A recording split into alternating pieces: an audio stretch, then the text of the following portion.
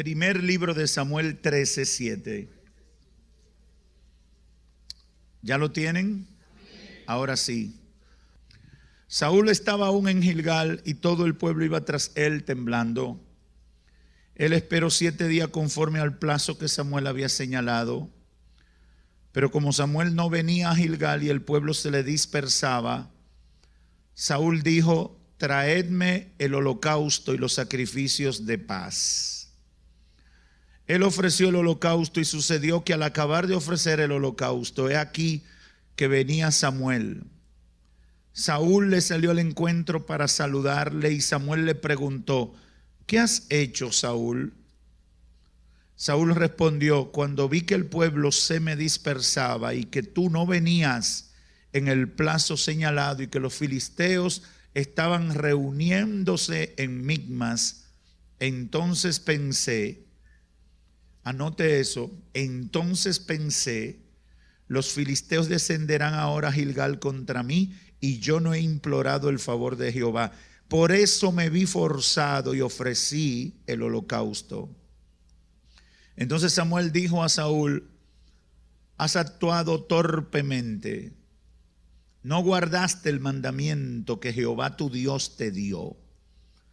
Pues ahora Jehová hubiera confirmado tu reino sobre Israel para siempre. Pero ahora tu reino no será duradero.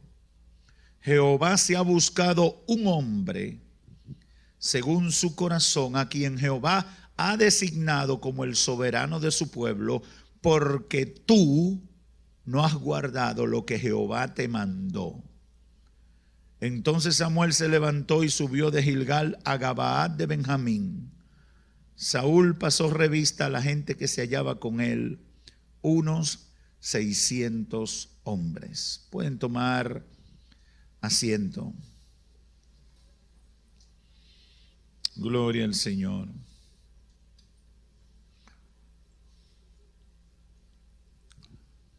Gloria al Señor. En esta oportunidad quiero predicar la segunda parte de lo que he titulado Saúl, un ejemplo de lo que pudo ser y no fue. Esta mañana comenzamos a reflexionar con este tema y estuvimos analizando las causas que llevaron a Saúl a convertirse en un mal rey. Y esto es relevante porque Saúl tenía todas las condiciones para convertirse en un rey que marcara positivamente la vida del pueblo judío. Obviamente las condiciones en que él surge no eran las más favorables, pero Dios lo eligió a él. Saúl no fue una elección del pueblo de manera directa, fue una elección del pueblo como sistema, pero quien elige, quien le da respuesta al pedido del pueblo es Dios. Y Dios envía a Samuel a buscar a Saúl. Y cuando Samuel llega a la tribu, después lo guía a la familia. Y cuando llega a la familia, lo guía directamente al personaje que era Saúl. Por tanto, eso no fue que se tiró una moneda al cielo o al azar y cayó en las manos de Saúl. Dios lo señaló. Y estuvimos viendo todo el proceso en que Dios trabaja con Saúl, deposita de su espíritu, Saúl profetiza con los profetas y comienza su reinado con todo el respaldo y el favor de Dios que anhelaría cualquier persona en una posición de importancia, sobre todo cuando es el gobernante de una nación. No se me olvidan las palabras de Samuel cuando le dijo: cuando todas estas cosas pasen y tú cumplas todo el protocolo de Dios para ser ungido, todo lo que venga a tu mano, hazlo, porque Dios está contigo. Siempre he pensado que cuando Dios da su respaldo en esa dimensión, nosotros debemos ser muy sabios, muy cuidadosos, porque gozar del respaldo absoluto de Dios es un privilegio que nos abre todas las puertas posibles, pero también nos puede llevar a una catástrofe en nuestra vida. Saúl fue establecido como rey, se convirtió en rey, Dios lo seleccionó, dio evidencia de que estaría con él, pero lamentablemente Saúl fracasó. Y estuvimos analizando las razones que produjeron el fracaso de Saúl y concluimos señalando dos razones fundamentales. La primera es que no valoró, no atendió con responsabilidad el llamado de Dios para su vida e insensatamente se manejó desde el principio con una falta de entendimiento de lo que Dios había hecho en su vida. Dice la Escritura que cuando fueron a coronar a Saúl, cuando lo fueron a presentar delante del pueblo, él se escondió. Y tuvieron que orar a Jehová otra vez para que Dios revelara dónde se había metido. Y Dios reveló y dijo, él está escondido en el equipaje. Y allá fueron y encontraron a Saúl huyendo del privilegio que Dios le había dado. En segundo lugar, estuvimos hablando de que Saúl fue un pusilánime, un débil de carácter, quien demostró su incapacidad para ser firme en sus convicciones y decisiones. Estuvimos analizando que era un hombre muy vulnerable a la presión. Era un hombre que le preocupaba más el qué dirán que lo que Dios había dicho. Déjeme decirle, por experiencia he aprendido que generalmente cuando uno está caminando dentro de la voluntad de Dios, se va a encontrar más personas que cuestionen, que critiquen tu caminar, que cuando tú estás haciendo lo contrario a la voluntad de Dios. Eso es sorprendente porque uno espera que cuando uno está haciendo la voluntad de Dios, todo el mundo lo aplauda. Pero el problema es que en una sociedad pecadora, en un sistema de pecado como el que vivimos, dice la Escritura que a lo bueno se le dice malo y a lo malo se le dice bueno. Y he visto y puedo testificar que lamentablemente cuando uno está tratando de hacer la voluntad de Dios, se va a encontrar con más opiniones contrarias que favorables. No porque uno como creyente o como gente que busca servirle al Señor con sinceridad tenga que ser un rebelde. Yo no estoy estimulando la rebeldía ni validando o apoyando un acto de rebeldía. Lo que estoy diciendo es que muchas veces cuando uno está tratando de seguir lo que la palabra de Dios dice, se va a encontrar con mucha gente que va a opinar lo contrario. Terminamos motivando a la audiencia para que fueran firmes en sus convicciones, reconociendo que estamos en batalla, donde nuestros deseos pecaminosos van a ser aprovechados por el diablo. En una situación donde nuestras debilidades pueden ser manipuladas por Satanás, llevándonos a sentirnos inseguros del llamado de Dios para nuestra vida. Yo no me canso de repetirle a la gente, el día que Dios te llamó, tenía un plan para ti. Y voy más allá. Desde el vientre de nuestra madre, Dios tiene un plan para cada uno de nosotros.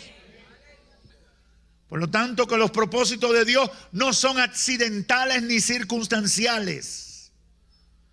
El problema en el desarrollo del propósito de Dios en nuestra vida tiene que ver con el poder que Dios ha delegado en nosotros. Los únicos que pueden abortar el plan de Dios en su vida somos nosotros mismos. Nosotros somos los que echamos a perder el plan de Dios. ¿Y por qué Dios lo permite? Porque Él delegó esa autoridad desde el principio. Nos dio voluntad. Los pongo frente al bien y el mal. Ustedes tienen la decisión de elegir. Dios no va a echar para atrás un derecho que te ha dado. Dios no va a cambiar las reglas del juego porque te ame tanto que te quiere salvar. Esa es una teología loca que a veces se inventan algunos evangélicos. Dios condiciona el cumplimiento de su plan en mi vida, en tu vida, a la decisión que tú tomes de seguirlo o rechazarlo. Y eso es consistente en toda la palabra del Señor.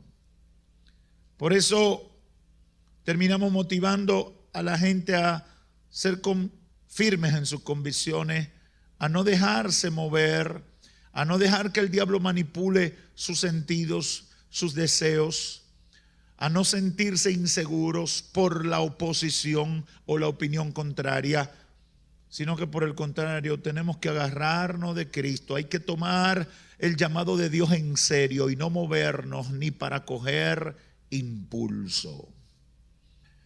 Ahora quiero continuar con 3 razones más que explican el fracaso de Saúl como rey y que explican el fracaso de Saúl en su relación con Dios. Una tercera razón es que Saúl era un hombre egoísta y envidioso. Cuando usted analiza el texto bíblico se da cuenta que tenía un problema serio en eso. Egoísta y envidioso. Dice la Biblia que Saúl estaba sufriendo de tormentos, demonios, que con permiso de Dios habían venido a atormentarlo por su conducta. Y le buscaron a un joven que tocara el arpa que se llamaba David. Este joven estuvo sirviéndole y ayudándolo. Y cada vez que venían los ataques demoníacos, David tocaba el arpa y Saúl recibía paz.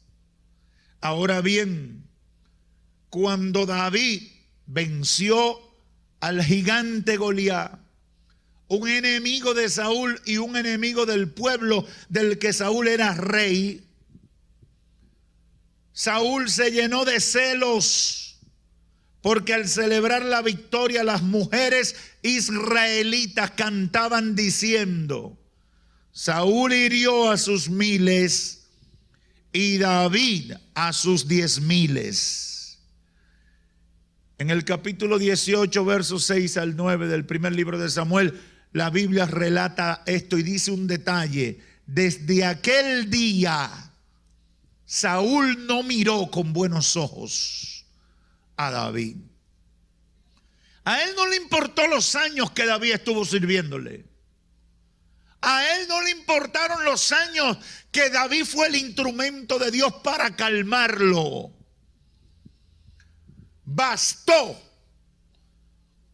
que la lengua ligera de un grupo de gente, de una multitud, expresara algo que a él le pareció preocupante, y eso fue todo para que David cayera en desgracia frente a él.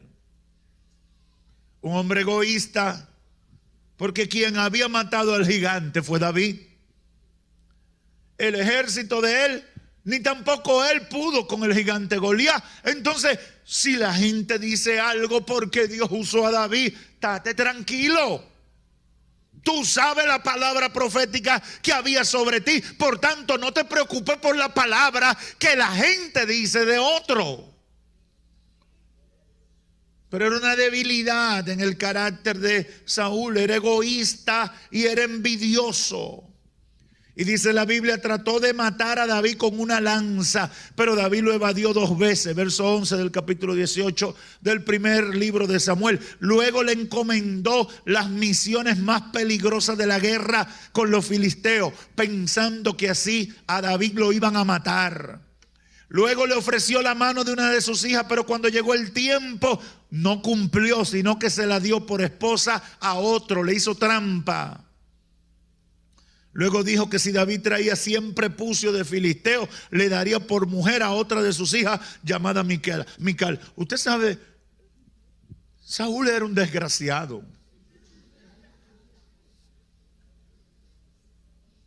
Usted sabe lo que pedí eso.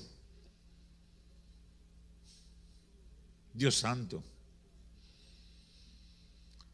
David trajo 200 prepucios. Pobre hombres.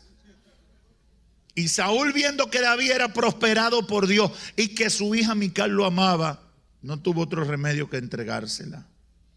Pero insistió en su odio y llegó a proponer a su hijo Jonatán que matara a David. Pero Jonatán se lo dijo a David, le dijo: corre que mi papá está loco.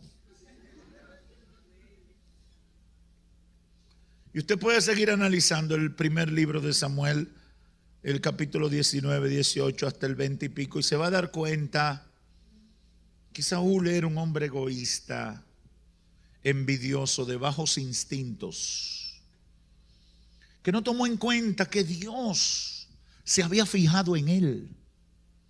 Óigame, porque usted puede ser un desgraciado, pero si usted ve que Dios muestra su amor y su misericordia, su gracia y su favor, y lo saca del anonimato y lo coloca en un lugar de tanta influencia como ser rey de una nación, aunque usted sea malo o haya sido malo, por lo menos debe ser agradecido con Dios. Por lo menos debe cambiar de actitud. Pero este individuo persistía en su bajeza. Se mantuvo con esa actitud egoísta y de envidia. Esa fue una razón por la que fue un mal rey.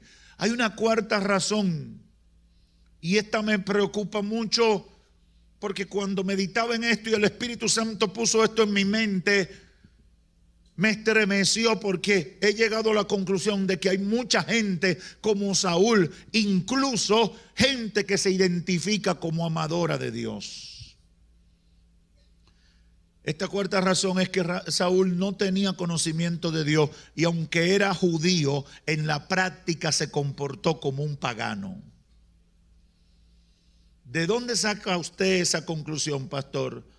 De lo que dicen los pasajes bíblicos.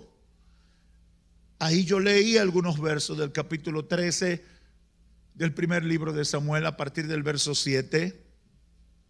Estaban frente a una amenaza de los filisteos. Los filisteos era un pueblo vecino a los judíos, pero era un pueblo que había desarrollado armamento sofisticado para la época. Ellos habían dominado la técnica de los metales, de hacer espada, de hacer cuchillos, de hacer carruaje con hierro. Aprendieron a forjar el hierro y los metales. Israel nada más sabía hacer flechita de madera. Los filisteos eran poderosos para Israel. Eran poderosísimos en el momento. Y estaban amenazando a los filisteos. Y Dios le dice que le va a dar la victoria. Pero tenía que esperar que Samuel llegara. Samuel era el instrumento de Dios. Samuel era el sacerdote en ejercicio en ese momento. Y él lo único que tenía que hacer era esperar conforme a la instrucción, conforme al orden establecido por Dios. ¿Y qué hizo Saúl? Él vio el panorama, él vio la amenaza, él vio el momento difícil, vio a los enemigos y pensó en los que estaban con él y que algunos estaban claudicando y pensando de volverse. Y Saúl dijo: ¿qué Samuel ni Samuel? Si hace falta un sacerdote, aquí voy a ser yo. A mí no me importa qué Dios haya dicho. Y comenzó él a hacer la ceremonia del sacrificio. Él no podía hacer eso. Y sucedió que al acabar de ofrecer el sacrificio, el holocausto, verso 10 del capítulo 13 del primer libro de Samuel. He aquí que venía Samuel, le salió al encuentro para saludarle, y Samuel le preguntó: ¿qué has hecho, Saúl? Y Saúl respondió: cuando vi que el pueblo se me dispersaba. ¿Ve el problema que tenía con lo que dijeran la gente? Y al ver que tú no venías en el plazo señalado, no se había terminado el plazo, pero él creyó que se iba a acabar, y que los filisteos estaban reuniéndose en Micmas cerca, entonces pensé: los filisteos descenderán contra mí, y yo no he implorado el favor de Jehová. Por eso me vi forzado y ofrecí el holocausto. Entonces Samuel le dijo: has actuado torpemente. La Reina Valera del 60 dice locamente, porque eso es de loco. No guardaste el mandamiento que Jehová tu Dios te dio, pues ahora Jehová hubiera confirmado tu reino para siempre. Saúl no era sacerdote. Saúl no era levita ni siquiera. No era de la tribu de Leví. Saúl sabía que no podía hacer eso. Pero sobre todo, Saúl sabía y ya había tenido experiencia de que tenía que obedecer a la letra, al detalle, la instrucción de Dios. Hermano, Dios no necesita procedimientos para hacer una gran obra, pero Dios nos pone protocolos y procedimientos para que nosotros desarrollemos la actitud correcta de obediencia a Él. Dios quiere que tú aprendas a obedecer. Dios nos lleva muchas veces por procesos que nos van a desarrollar esa obediencia necesaria para tratar con Él y accesar a sus beneficios. Dios tiene que llevarnos por esos procesos. Por eso a veces oramos: si fuera por nosotros, los problemas no nos duraran 30 segundos. Señor, ese vecino me echó una basura. Fuego como Elías con ellos. Oh sí, porque así funcionamos. Así pensamos nosotros. Señor, la vecina me mentó la madre. Púdrele la boca. Así: Señor, el jefe hoy me miró mal. ¿A qué quiebre esta empresa? Y dame otro trabajo. Es más, dame el negocio a mí, Señor. Es el ser humano, así que piensa la gente.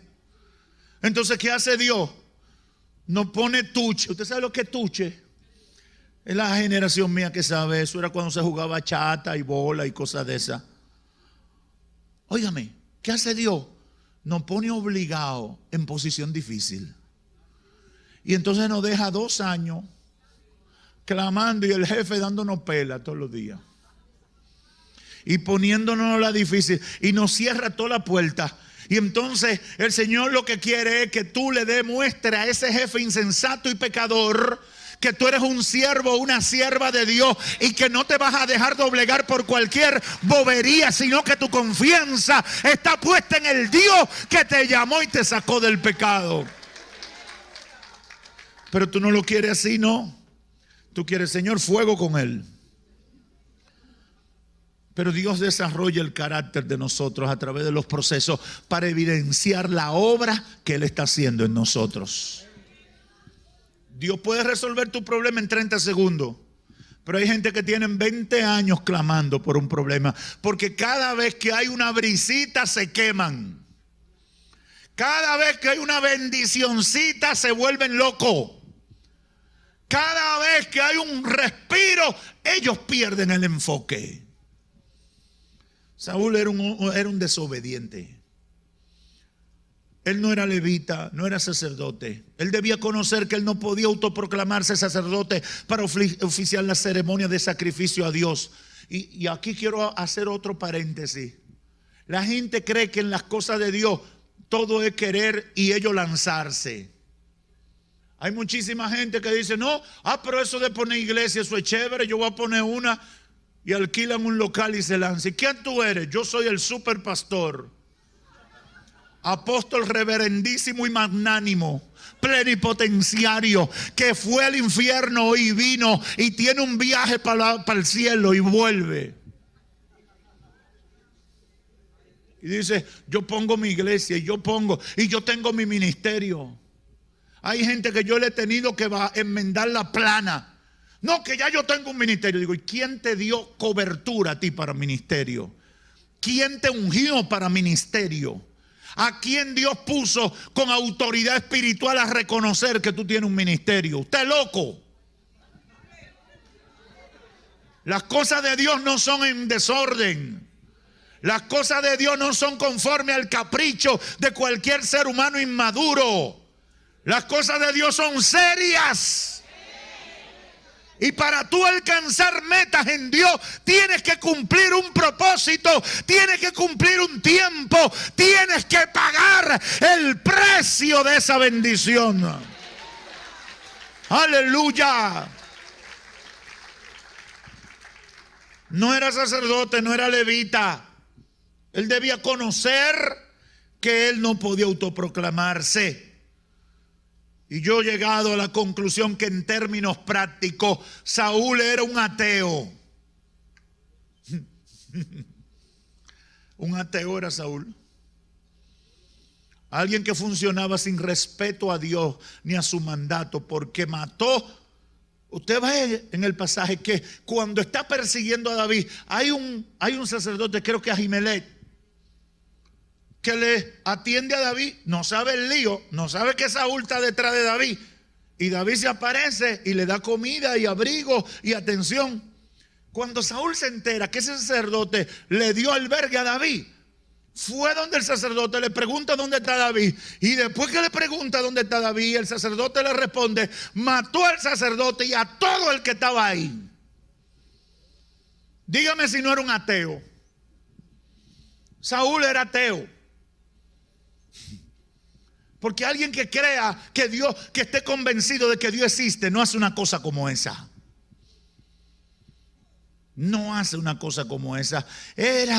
Por eso fracasó. No tenía conocimiento de Dios, aunque era judío. Estaba en el pueblo de Dios, pero no conocía a Dios. Así hay mucha gente. Están en el pueblo de Dios, pero no conocen a Dios. Y hacen cosas que son más propias de un ateo que de una persona temerosa de Dios. ¿Cómo tú puedes prestarle tu lengua al diablo y dices que eres un cristiano? ¿Cómo tú le puedes prestar tu lengua a Satanás para levantar falso testimonio, para decir cosas que son mentiras, cosas que tú no has comprobado y pretendes ser un creyente? Mentira del diablo. Tú no conoces a Dios, tú ni siquiera tienes temor de Dios. Si te atreves a levantar falso testimonio, si te atreves a mentir, si te atreves a hacer daño bajo falsas acusaciones y bajo falsos pensamientos, no conoces a Dios. Eres uno que niega la existencia de Dios. Hay gente que se dice que son temerosos de Dios y hablan mal de los pastores y de los siervos de Dios, que ellos no han conocido ninguna tacha de ellos, que hablan mal de sus hermanos por envidia, porque el hermano Dios le dio una bendición y cambió el carro. Ese hermano tiene que estar en droga. Tú eres un ateo.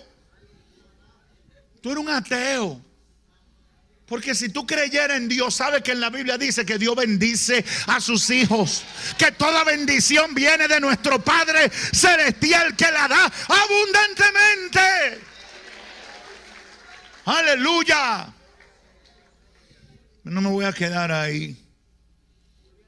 Hay una sexta razón o quinta razón que explica el fracaso de Saúl. Abusó de la misericordia porque creyó que siempre estaría la misericordia de Dios disponible. Ahí sigue su fracaso. Ese era otro problema serio que él tenía. Él creía que siempre iba a conquistar la misericordia de Dios. Entonces Jehová dijo a Samuel: ¿hasta cuándo vas a llorar a Saúl? Capítulo 16. Jehová dijo a Samuel: ¿hasta cuándo has de llorar a Saúl, habiéndolo yo desechado para que no reine sobre Israel, llena de aceite el cuerno y ve, yo te enviaré a Isaí de Belén, porque de entre sus hijos me he provisto de un rey. Dios le dice a Samuel, Samuel era un apoyadorcito de Saúl. Sí, porque hasta los hombres de Dios se encariñan. Sobre todo, yo me imagino que Saúl era labioso. Son cosas que yo me imagino. Y quizá le decía muchas cosas bonitas a Samuel y decía, siervo, este reino es tuyo. Cualquier cosa, yo hablo contigo, tú sabes. Pero el ungido. Y seguro le decía muchas cosas bonitas. Y Samuel le cogió cariño al pobre loco.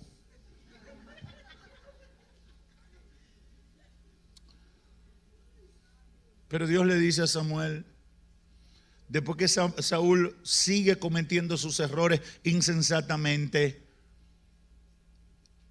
el Señor le dice a Samuel, ya no me pida más por Saúl. Cerré el caso con él. ¿Usted sabe qué hizo Saúl cuando se enteró? Cuando Saúl se entera y Samuel le comunica, Saúl comenzó a rogarle a Samuel una y otra vez, pidiendo que echara para atrás todo lo que había pasado. Pero ya Dios se había provisto de otro rey. Hermanos y amigos, con Dios no se puede jugar. La misericordia de Dios tiene un tamaño impredecible para cada uno de nosotros. La misericordia es un favor no merecido. ¿Y qué pasa con el favor no merecido? Que el favor no merecido Dios lo da en la medida que a Él le da la gana. Hay gente que yo no entiendo por qué un rayo de Dios no lo ha matado. Por la cosa que han hecho. Y hay otros que nada más tienen que hacer una. Y el rayo cae y lo mata. Y nosotros como humanos decimos, Señor, ¿y por qué? Porque a fulano tú le has dejado hacer 10 diabluras y este nada más hizo una. Pero dice el Señor, yo tendré misericordia de quien yo quiera tener misericordia. ¿Y qué a ti? La misericordia no es un derecho, es un favor, es una gracia, es un adicional que Dios lo da en la medida que Él quiere darlo. Pero tú no tienes ningún derecho a la misericordia. Dios no tiene por qué ser misericordioso conmigo. Dios es misericordioso porque Él quiere y lo hace en la medida que Él quiere, y yo no puedo reclamar nada. Saúl abusó de la misericordia. Pensó que siempre estaría disponible porque varias veces se benefició. Pero llegó un momento que Dios dijo, it's over. Se acabó. Pero Samuel clama. Y Samuel fue de zángano y clamó. Y Dios le dijo, no me pida más. Ya lo corté. Terminé con él. Yo no quisiera que nadie que me esté escuchando en este templo o por los medios tenga que ser cortado por Dios. Yo no quisiera que nadie que me esté escuchando en este momento sea rechazado de esa manera como Dios rechazó a Saúl. Eso debe ser terrible. Por último, Saúl terminó su vida rechazado por Dios y terminó como un cobarde porque se terminó quitando la vida. Saúl en su desesperación también consultó a una hechicera, a una encantadora, a una bruja, a una divina. Por eso yo digo que Saúl no conocía a Dios. Mire, usted puede estar descarriado, usted puede estar molesto y enojado con Dios, pero hay frontera que el que tiene un chin de temor de Dios nunca cruza. Hay frontera que el que tiene una pizquita de temor de Dios nunca se atreve a cruzar. ¿Cómo va a ser que una gente con conocimiento de Dios y habiéndole servido a Dios, habiendo tenido una relación con Dios, se mete en un antro de perdición a servirle a los demonios? Es demasiado malo. Y ese era Saúl. Dice la Biblia que los filisteos combatieron contra Israel y los hombres de Israel huyeron delante de los filisteos y cayeron muertos en el monte Gilboa. Los filisteos siguieron de cerca a Saúl y a sus hijos y mataron a Jonatán, a Abinadab y a Melquisúa, hijos de Saúl. La batalla reció contra Saúl y los hombres que tiran con el arco lo encontraron y fue herido gravemente por los arqueros, dice la Biblia. ¿Y qué pasó? Entonces Saúl dijo a su escudero: saca tu espada y atraviésame con ella, no sea que vengan esos incircuncisos y me atraviesen y hagan mofa de mí. Pero su escudero no quiso, porque tenía mucho miedo. Entonces Saúl tomó la espada y se dejó caer sobre ella. Así terminó Saúl. Quiero dejar un par de conclusiones con ustedes en esta hora. El hombre llamado o escogido por Dios no tiene temor de reconocer los dones y las cualidades que Dios pone en otra persona.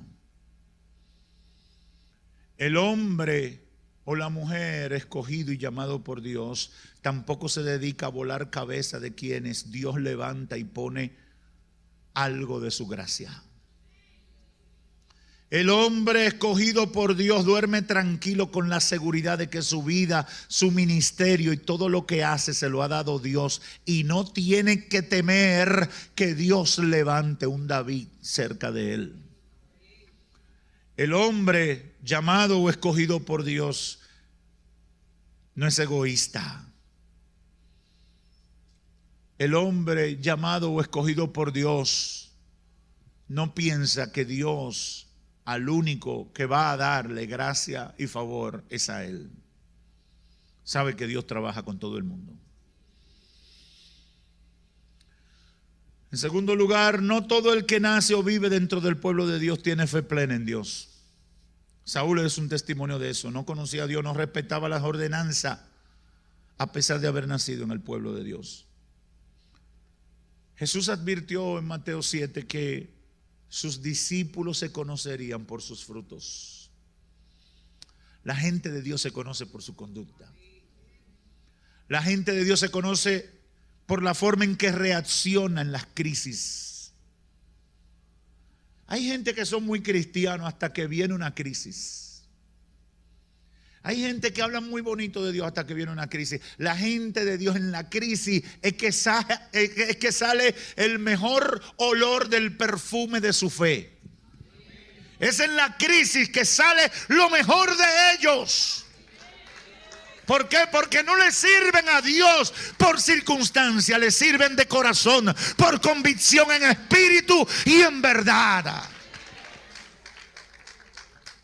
Esa es la verdad. Saúl no conocía a Dios y en consecuencia no respetaba a Dios ni a los mandamientos de Dios. Finalmente, la vida de Saúl es un triste ejemplo de lo que pudo ser y no fue. Su reinado fue de más de 40 años, pero terminó suicidándose y derrotado por sus enemigos. Yo me preguntaba, ¿por qué el Señor le permitió 40 años de reinado? 42 exactamente. ¿Por qué Dios se lo permitió? Y la respuesta que vino a mí es que Dios tuvo 42 años esperando que él cambiara.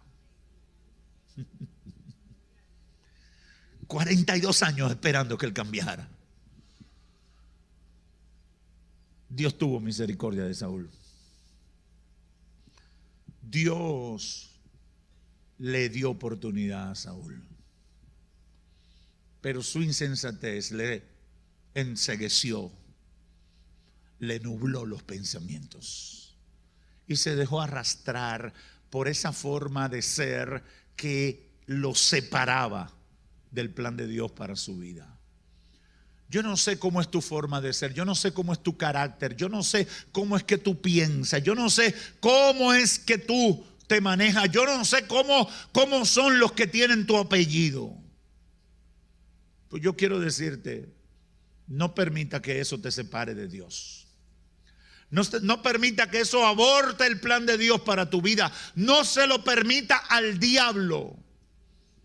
Satanás es experto manipulando esas debilidades que nosotros idolatramos. Es que ellos saben que el que me habla duro a mí tiene un problema. ¿Quién ha dicho? No le dé esa pista al diablo. ¿Por qué? Porque te va a mandar 50 que te van a hablar duro. ¿Para qué? Para que tú termines en la cárcel o muerto, para que tú destruyas las mejores relaciones. No, porque, mire, varón, yo estoy muy cristiano, pero si esa novia que yo tenía me llama, yo no sé qué pasa conmigo, yo tendría que orar. Prepárate que ahí viene el diablo con ella.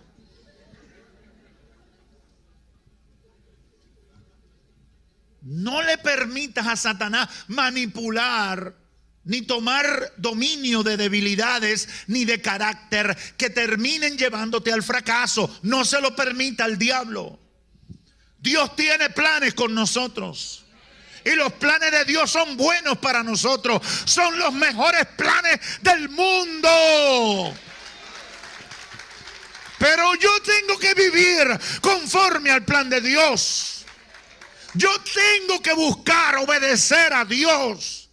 Yo tengo que empeñarme en hacer la voluntad de Dios. Yo tengo que hacer lo que sé que tengo que hacer para que Dios se glorifique en mi vida. Dios tiene el mejor plan, pero si yo lo daño, pierdo el mejor plan. Saúl perdió el mejor plan de su vida. Por más de 40 años. Dios le dio oportunidad, trabajó con él, lo puso en eminencia, una y otra vez le dio chance, le dio victoria, porque cuando usted analiza la historia, Dios le dio victorias. Y aún cometiendo errores, Dios le viraba la torta y le daba la victoria. Tú dices, no se puede quejar de que Dios hizo todo lo posible por ayudarlo, pero él la misericordia la entendió mal.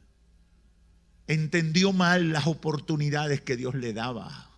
Entendió mal que pasó tiempo y Dios daba otra oportunidad. Entendió mal. Hay mucha gente así, entendiendo mal la misericordia de Dios. Piensa que en ellos son el marido de la vaca. Piensan que ellos son unos leones. Y dicen, no, yo tengo 30 años portándome mal. Y a mí no me ha pasado nada. Es posible que a los 30 años y un día y medio te caiga el peso del juicio de Dios y se terminen las oportunidades y te vayas al infierno y te pierdas eternamente y para siempre. No pierdas las oportunidades que Dios te da. Saúl nunca pudo ser lo que Dios quería que fuera porque fue un insensato, un débil de carácter, un egoísta. No se preocupó por conocer al Dios de su padre y en definitiva Dios no fue importante para su vida. Solo se acordaba de Dios cuando tenía una crisis y ni siquiera obedecía. Hay gente así, que lo que son unos paganos. Ay, Señor, ayúdame. Ay, Señor. Y vienen abriendo los cielos y echan su petición. Ay, Señor. Ay, pastor, yo no me he convertido, pero yo tengo mucha fe de que yo voy a conseguir ese negocio. Ay, sí. Ay, sí, yo tengo mucha fe. Y yo me quedo mirando y le dicen, ay, cañajo, como decían los viejos. Qué chévere, qué fácil, ¿verdad? Ay, qué lindo. Buscando los beneficios de Dios y jugando con las cosas de Dios. No abuse de la misericordia. No abuse de la bendición de Dios para tu vida. Honra a Dios. Métete en el orden. Endereza tu vida. No vivas de espalda a lo que Dios pide. Saúl no fue lo que pudo ser y el único culpable fue él mismo. No tengo dudas de que Saúl está en el infierno. No tengo dudas. Por lo que dice la Biblia, Saúl está cogiendo fuego por arriba y por abajo. Y eso le va a pasar a toda la gente que viva como Saúl. Amigo o amiga, no es suficiente que pienses que el evangelio es bueno para ti y tu familia. Dios quiere desarrollar un plan de salvación y redención contigo. Dios quiere restaurar tu relación con Él. Quizás tú amas o dices que amas a Dios. Quizás tú sientes deseo de servir al Señor. Quizás tú tienes experiencia, evidencia de que Dios en su misericordia ha bendecido tu vida. Yo no sé qué experiencias has vivido, pero probablemente como Saúl tú tienes todas las pruebas de que Dios te ama. Tienes quizás todas las pruebas de que Dios te ha bendecido y ha abierto puertas favorables para ti. Pero ¿qué has hecho con eso? ¿Estás siguiendo el plan de Dios? Dios tiene un tremendo plan contigo, pero no se va a ejecutar si tú no pones de tu parte. Tienes que alinear tu vida con el plan de Dios. ¿Y qué tengo que hacer, pastor? Lo primero es que si no te has convertido a Cristo, tienes que convertirte. ¿Y qué tengo que hacer, pastor? Abandonar el pecado. ¿Y qué tengo que hacer, pastor? Vivir una vida en santidad. Como dice Hebreos 12:14, sin santidad nadie verá al Señor. Necesitas seguir el plan de Dios para ti. Que Dios te bendiga.